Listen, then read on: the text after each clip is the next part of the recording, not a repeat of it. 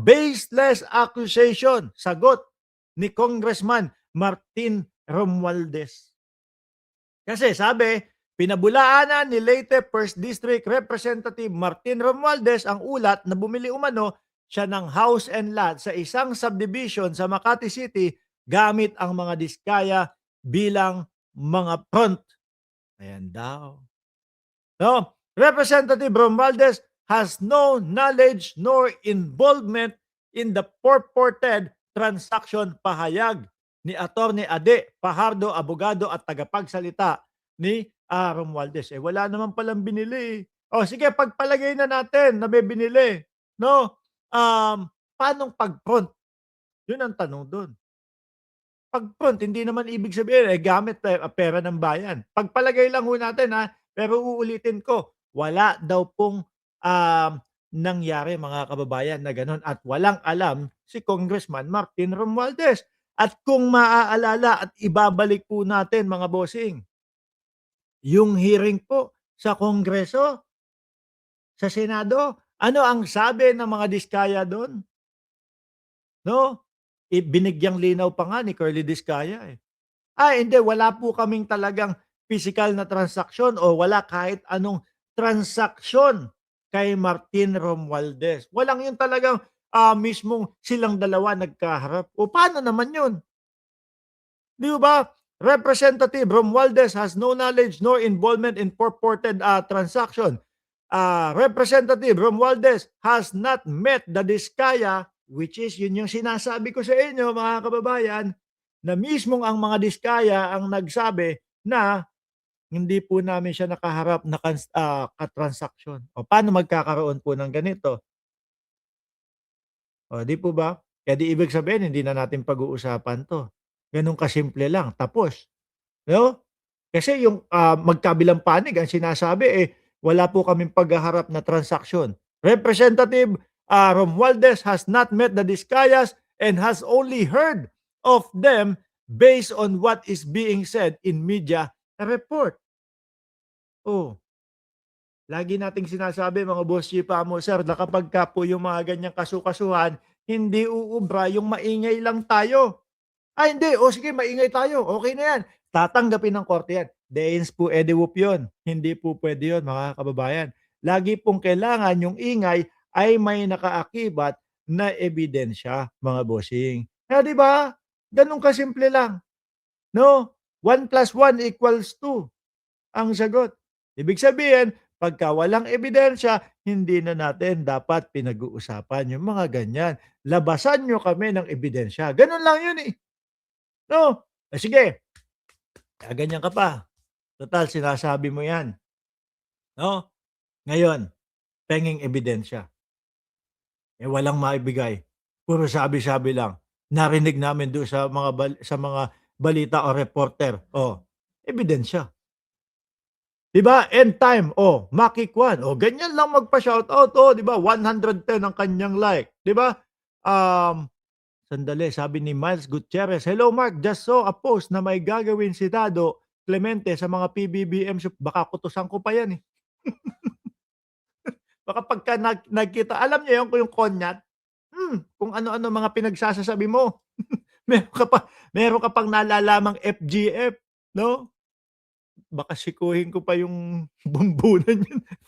Puro kung ano-ano, may 40 million na FGF daw. Ngayon, tuloy natin 'to. Ipinunto rin ng kampo ng dating House Speaker, no, ang testimonya, yan ang sinasabi ko, ang testimonya ni Curly Diskaya noong Setyembre na hindi niya nakatransaksyon ang kongresista. Allegation cannot override testimony given under oath. Facts cannot be replaced by speculation. Uulitin ko po, hindi uubra doon sa mga kasuhan, hindi po uubra sa korte yung tipo bang madami ang nagsasabi, no? Madami ang nag-iingay pero walang ebidensya. Kapag punta nyo doon at nagngangaw kayo sa korte, sasabihin lang sa inyo, umuwi na kayo. Walang patutunguhan yan. Wala kayong ebidensya. Ulitin ko ha, ebidensya po. No? Ang laban yan dyan. Kapagka pagka yung nagbibintang kay Martin Romualdez, hahanapan niyo agad, "Puwede po pakilabas yung ebidensya." Gano'n na. Pagka walang nailabas, eh, sorry, hindi na dapat pinag-uusapan. Itinanggi ang koneksyon, wala ngang koneksyon, 'di po ba? Mga kababayan, sandali lang, ang daming nagme-message sa'kin. "Uy, saan po bago niyong location sa BIP?" Oo, mamaya na. 'No, trabaho na naman, pagod na ako. "Oh, saan bagong location?" Dalawa pa. Malapit lang 'yun, mamaya na kayo, 'no? Pambansang nanay survivor, bakit nawala ang jacket mo? Aba, wala. O nandiyaan naman si ano, eh, bakit nga wala ano, nandiyaan naman si Mark, ayan. Hindi ko matitiis 'yan si pambansang nanay survivor, eh. Ginakitan ko na, ha. O ngayon 'no, alisin na natin 'to. Tutal naman, eh, wala silang ebidensya, kay Martin Romualdez. Sabi ni Marlon Pulgado, kaya tinitira nila si Martin para may maibangga sa mga lalabas na kaso ng mga Duterte, lalo kay Congressman Duterte. Ngayon, alisin na ho natin 'yan, tutal wala naman sila. Eto ho ang napapansin ko din, mga kababayan, hindi lang po itong si, Jesus Palsis ang nakakapansin dito, 'no? Mga bossing, ang tahimik ho ng Kongreso ngayon. Ako, natatahimikan ho ako. Um, Uulitin ko, hindi ko binibira o hindi ko binabanatan yung, ngayong House Speaker po. Pero ang taong bayan natutuwa, eh, nung ang House Speaker ho ay si Martin Romualdez, kung maalala niyo. Quadcom dito, Quadcom doon, investigasyon dito, investigasyon doon. Ngayon, diyan nga natin nalaman yung mga Mary Grace Piatos, eh. Diyan nga natin nalaman, yung mga ang pumi-pick up nung pera, eh, yung sila chika, eh.